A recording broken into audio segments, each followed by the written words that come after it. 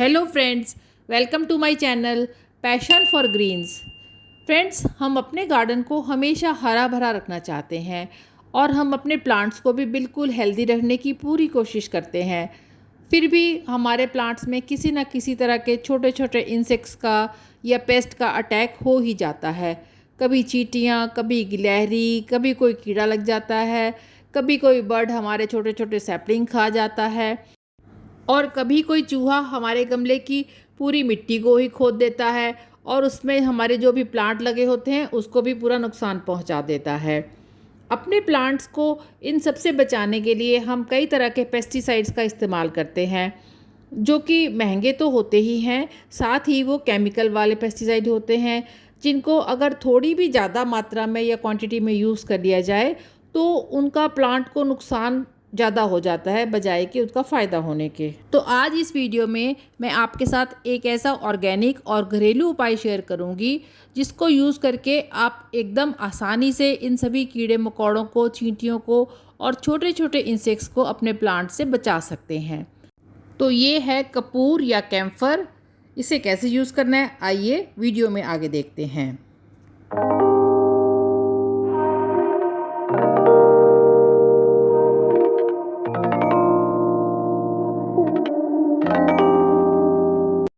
ये जो आप मेरे हाथ में छोटी सी टेबलेट या टिकिया देख रहे हैं, यही है कपूर या कैम्फर। आप सब इससे भली भांति परिचित हैं क्योंकि हर पूजा में इसका इस्तेमाल तो हम करते ही हैं।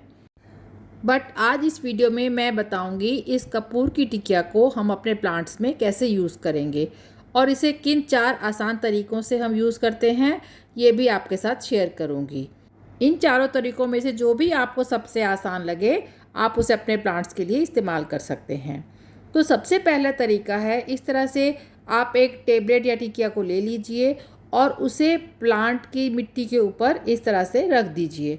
इसे बस इस तरह से रख के छोड़ दीजिए। आप चाहें तो इस तरह से इस टेबलेट का पाउडर बनाकर भी इसे गमले की मिट्टी में डाल सकते हैं।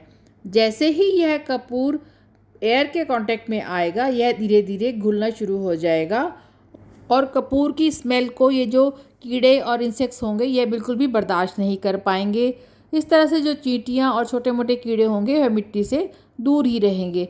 जब 7-8 दिन में यह कपूर की एक टिक्की ख़त्म हो जाए और फिर भी आपको थोड़ी सी चींटियाँ वगैरह नज़र आएँ तो आप इसे रिपीट भी कर सकते हैं।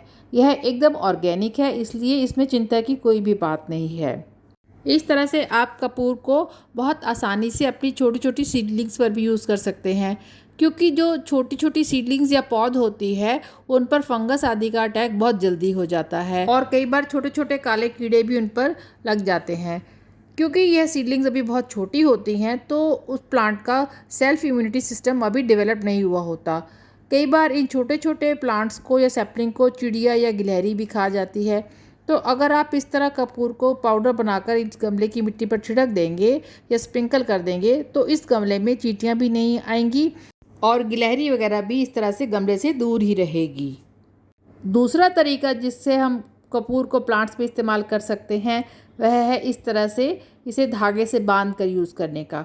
कई बार हमें प्लांट्स के टिप पर काले काले छोटे छोटे कीड़े नज़र आते हैं या कोई इंसेक्ट नज़र आते हैं, तो आप इस तरह से कपूर की टिकिया को एक रस्सी से बांध लें और उसे प्लांट की या ब्रांच की टिप पर बांध दें।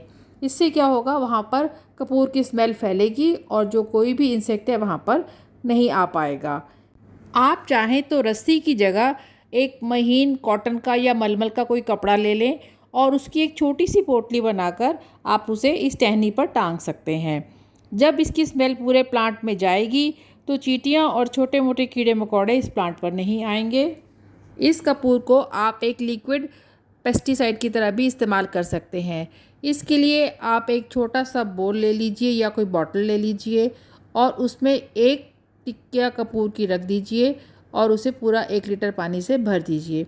इस तरह थोड़ी देर बाद आप उसमें देखेंगे कि जो कपूर की टिकिया है वह घुल जाएगी।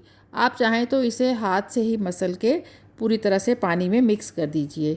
ये जिससे कि इस तरह से ये कपूर की टिकिया लीजिए और उसे आप हाथ से मसल कर पाउडर बना दीजिए, जिससे वह पानी में अच्छी तरह से मिल जाएगी। अब इस पेस्टिसाइड को आप चाहे तो डायरेक्टली अपने पौधों की मिट्टी में दे दीजिए और चाहे तो इसके लिए स्प्रे बॉटल का भी इस्तेमाल कर सकते हैं। तो सबसे पहले मैंने इसे डायरेक्टली पौधे की मिट्टी में दिया है। देखिए इस तरह से। आप चाहें तो मिट्टी में थोड़ी सी गुड़ाई भी कर सकते हैं। इसे आप हर गमले में पौधे और गमले के साइज़ के अकॉर्डिंगली ही डालिएगा। आप चाहें तो इस तरह से स्प्रे बॉटल से भी पूरे प्लांट पर इसे स्प्रे कर सकते हैं।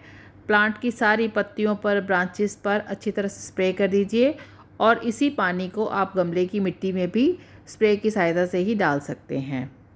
चौथा तरीका है कि आप कपूर का धुआं प्लांट्स को दें। इसके लिए आप इस तरह से कोई भी पुराना दिया या कोई भी मिट्टी की ठीकरी ले लें और उस पर कपूर की टिकिया को रख दें और इस टिकिया को माचिस की सहायता से जला लें। इस तरह से होगा क्या कि कपूर के जलने से जो धुआं निकलेगा वह सभी प्लांट्स में लगेगा और उस धुएं में जो स्मेल होगी उससे जो भी इंसेक्ट्स हैं या चींटियां हैं वह प्लांट्स के पास नहीं आएंगी। लेकिन कपूर को जलाते समय आपको पूरी सावधानी रखनी है और जब तक उस कपूर में आग लगी रहती है तब तक आप उसके पास ही रहिए और अपने गार्डन को छोड़कर ना जाइए, क्योंकि हवा की डायरेक्शन चेंज होती रहती है और गलती से आपके प्लांट्स को कोई नुकसान भी हो सकता है। कपूर को पौधों पर इस्तेमाल करने के ये चारों तरीके बहुत ही आसान हैं और बहुत ही कारगर हैं।